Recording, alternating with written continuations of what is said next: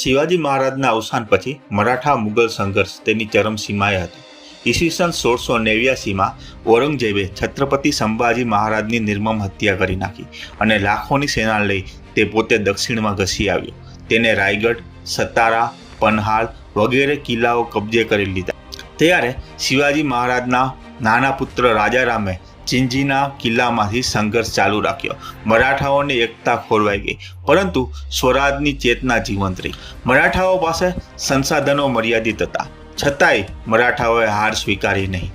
આ જ સમયે ધનાજી જાદવ જેવા શૂરવીર અને કુશળ સેનાપતિ મરાઠા સંઘર્ષનો મુખ્ય આધાર બન્યા. સંભાજીના અવસાન પછી ધનાજી જાદવે મરાઠા સૈન્યનું નેતૃત્વ સંભાળ્યું અને રાજા રામના સમયમાં અનેક મોરચાઓ પર મુગલોને પરાજિત કર્યા. તેમણે ગેરિલા યુદ્ધ પદ્ધતિ અપનાવી, જે તેમની સૌથી મોટી તાકાત સાબિત થઈ.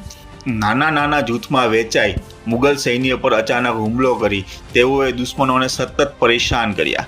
તેમની રણનીતિ, ધૈર્ય અને અડગતાના કારણે મરાઠા સામ્રાજ્ય ફરી જીવત બન્યું. છત્રપતિ રાજારામના અવસાન પછી તેમની પત્ની તારાબાઈએ મરાઠા સામ્રાજ્યની ધુરા પોતાના હાથમાં લીધી. તારાબાઈએ ધનાજી જાદવને પોતાના સેનાપતિ નિયુક્ત કર્યા. તારાબાઈના શાસનકાળમાં તેમણે મુગલો સામેના મરાઠા સંઘર્ષને વધુ મજબૂત બનાવ્યો. બાદમાં જ્યારે સંભાજી મહારાજના પુત્ર શાહુ અને તારાબાઈ વચ્ચે ઉત્તરાધિકારી માટેનું યુદ્ધ શરૂ થયું, ત્યારે ધનાજી જાદવે શાહુ મહારાજનો પક્ષ લીધો. 1707માં તારાબાઈ અને શાહુ મહારાજના સૈન્ય વચ્ચે ખેડનું યુદ્ધ થયું, જેમાં શાહુ મહારાજનો વિજય થયો.